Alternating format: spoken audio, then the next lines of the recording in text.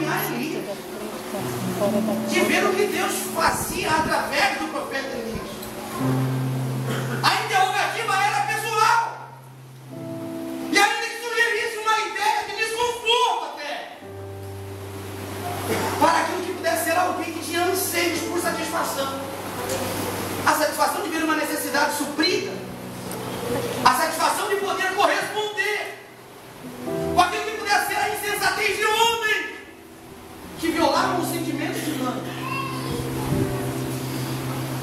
que interagiam ou agiam com uma força sistemática, que negligenciasse aquilo que fosse o afeto daquela que gerou, daquela que viu no seu filho a esperança se alimentar, daquela que percebeu, aleluia, que no contexto da vida, os dois filhos que geraram, lhe daria subjetivamente a possibilidade, porque eram filhos homens, numa ocasião em que mulher não tinha valor, em que mulher era atestada como um valor impróprio, ou resultado de uma propriedade de marido. Mas tinha outro detalhe que fez de Eliseu alguém que tivesse uma interrogativa e com preposições. Ela era uma viúva. Ela era alguém que não tinha amparo social. Ainda que a lei desse subsídio para que fosse um conceito entre os homens que valorizasse a essência do ser que Deus criou, desvalorizado pelo conceito, pela força que regia o sistema, mas que tinha a manifestação de um Deus que não abre mão daquilo que Ele criou para a glória do nome dEle. Pesou sobre os ombros de Eliseu, pesou sobre os valores de alguém que se constituiu ou se chamou, e a intenção dele era por desejo, porque Eliseu não foi profeta por aquilo que fosse intenção divina, ele foi profeta por desejo. Esse foi discípulo de Elias.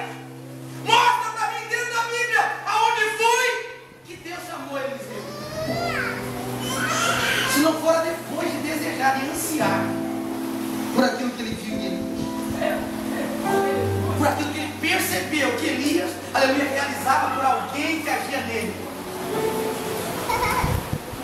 E Deus que conhece o coração, que se dilata em favor daquilo que é o projeto dele, Ele mesmo se coloca à disposição, Ele mesmo dá um pago e apoio legal, porque pela palavra do profeta a intensidade do desejo de Eliseu se propagou, porque foi Elias que disse, não foi Deus. Olha, se quando eu fui tomado aqui, porque Deus já tinha revelado para Elias, olha, você vai ser levado. Então Elias disse para ele, se quando eu for tomado daqui, tu estiver bem pertinho de mim, me observar, o que tu está te pedindo, o que tu está me pedindo, tu vai receber. Disposição para um desejo que glorifica a Deus.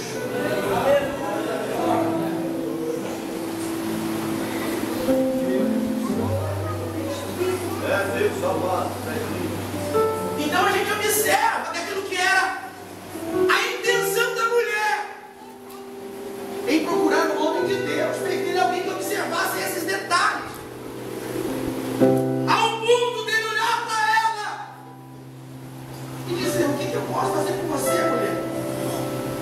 Eu sou só um homem, eu sou só alguém. E principalmente quando ela diz, olha, o meu marido era discípulo dos profetas, mas depois da interrogativa o ponto abre um espaço para um pensamento. E enquanto a mulher declinava o seu clamor, Eliseu olhou para si e disse, não, peraí, eu recebi uma porção dobrada, isso é uma analogia minha, porque por ordem literária a gente consegue raciocinar com base no que está escrito. E entre aquela preposição da indução na conversa e dizer o que hei eu de fazer por ti, e o clamor da mulher, o espírito de Elias, que era a porção dobrada em Eliseu, disse, você não pode, mas eu posso.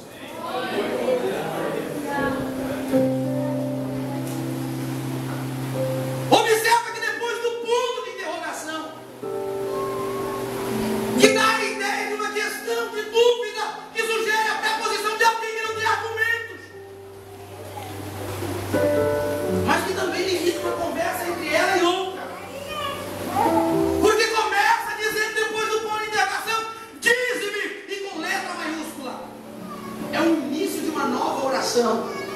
Ali não era mais o Eliseu, o homem que estava falando. Ali era o Espírito, porção dobrada do Espírito que estava em Elias, que estava falando. Deixa eu te dizer uma coisa: se você entender o que eu estou te falando, nesta noite você vai para casa com a porção dobrada que houve sobre o Espírito que estava em Elias, para resolver o problema, a dilatação daquilo que é circunstância que está te angustiando, está prepositando aquilo que não pode glorificar a Deus na tua história. Você vai receber esta bênção.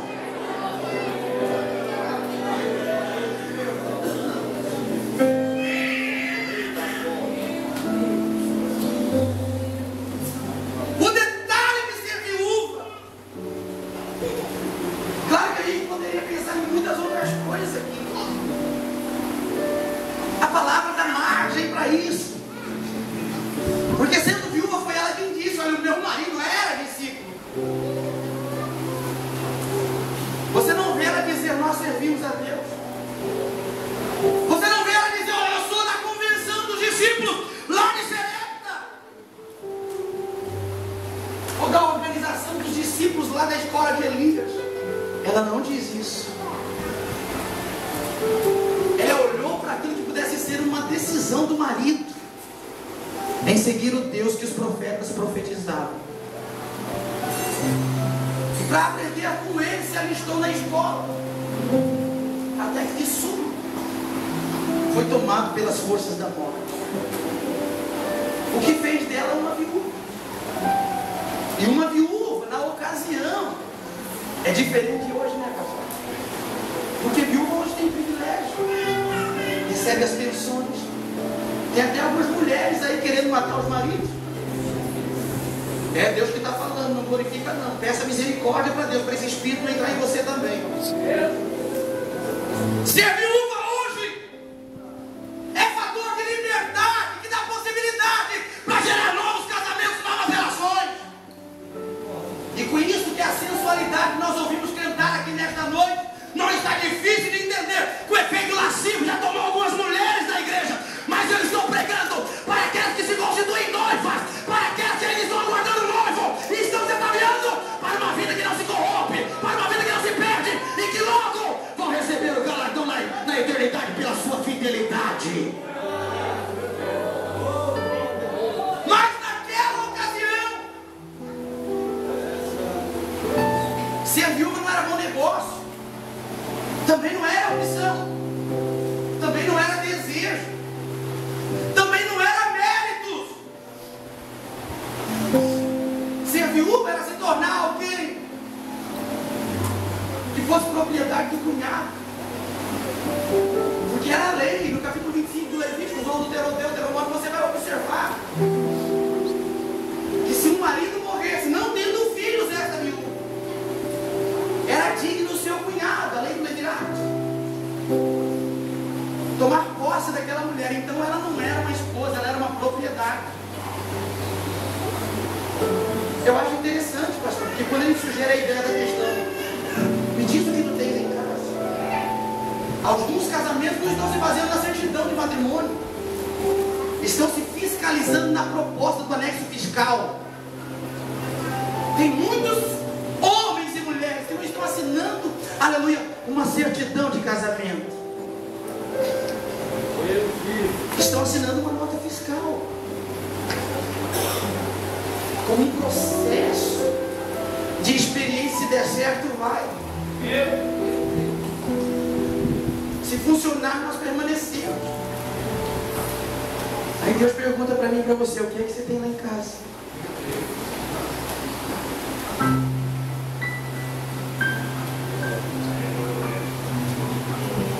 Posso descer ali, pastor, um pouquinho?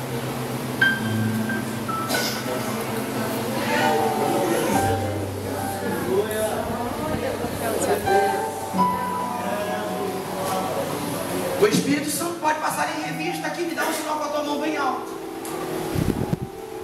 Não pode, pastor? O Espírito Santo pode passar por aqui para sondar você, conhecer você, entender quem é você. Me dá um sinal com a sua mão bem alto, se ele pode.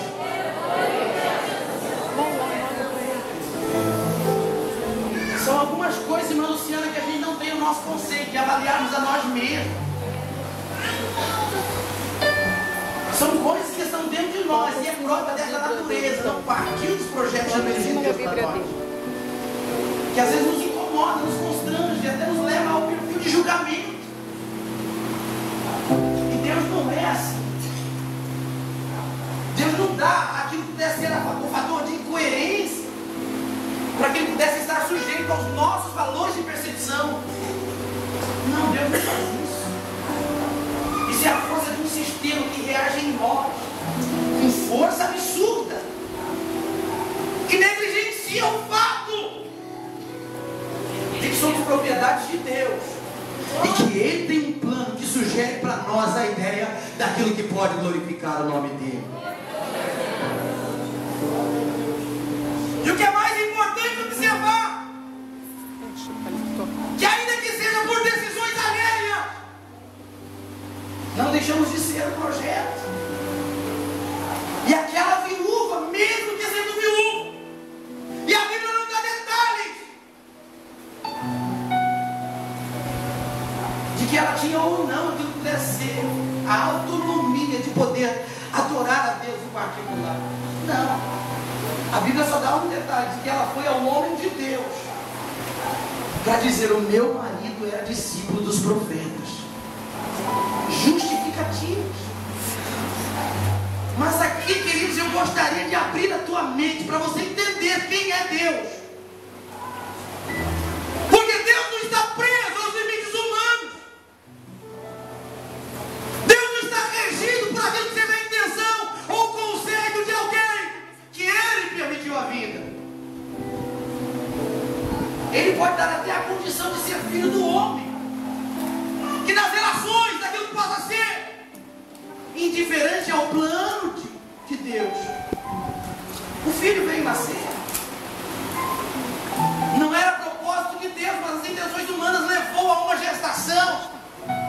Alguém foi o genitor, alguém foi o recebedor, para que uma vida viesse à existência. E se o doador da vida é Jesus, é Deus, eu posso afirmar sem medo de errar que toda a vida foi Ele que concedeu. Mesmo que alguns deles sejam para a perdição, como os filhos de Caim, como os filhos de Coré, como alguns outros que vocês conhecem na Bíblia, como o filho, aleluia, de um dos reis maiores que a Constituição babilônica pôde perceber. E Nabucodonosor foi alguém levantado por Deus para ser juiz. A nação de Israel e Judá. E que deu experiências, aleluia, sobre o que pudesse ser o contexto de ações de Deus, quando o relacionamento com os homens não lhe favorecia, e fez dele alguém que fosse comer grama. E o filho assistiu, o filho percebeu.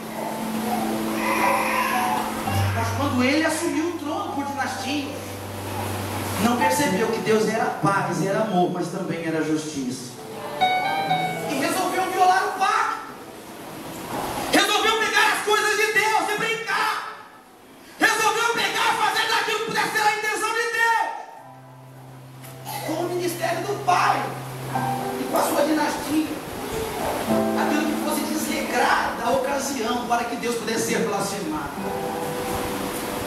Então este é o filho do homem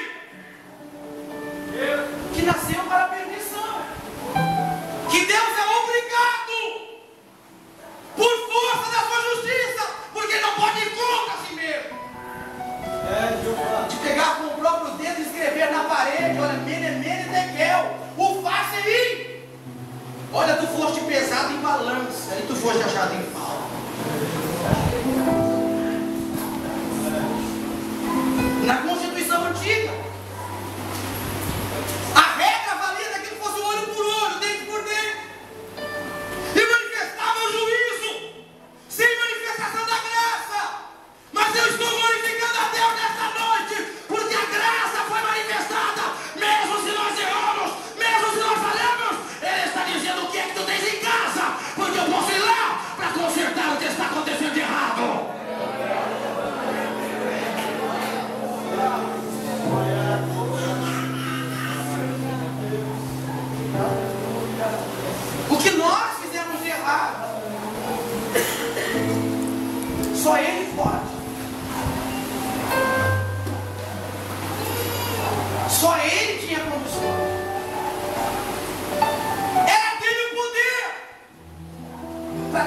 possível um relacionamento quebrado, uma intimidade desejada pelo ser divino maior da criação, o próprio Deus que criou. E intimidade era um desejo, como é ainda no coração de Deus, que fez de você isso que você é. Te olhou para você mesmo quando você está assim, mesmo quando percebeu você nesta mesma condição em que você está. Ele deseja ter intimidade contigo. Por isso a situação, a circunstância te pegou, porque Deus quer ser íntimo teu. Nas suas decisões você buscou o caminho A, não deu muito certo. Nos seus conselhos você buscou o caminho B, não funcionou muito bem. Na idealização dos seus próprios projetos, você entrou pelo caminho C e encontrou com a frustração. E quando já não tinha mais para onde recorrer, você não tinha um Eliseu para procurar. Porque no nosso tempo Jesus já estava aqui dizendo: eu estou à porta e bato. Se alguém abrir, eu vou entrar na sua casa e vou fazer morada. Está preparado, querido? Não, tu não está preparado. Por isso que algumas coisas ardem aqui dentro.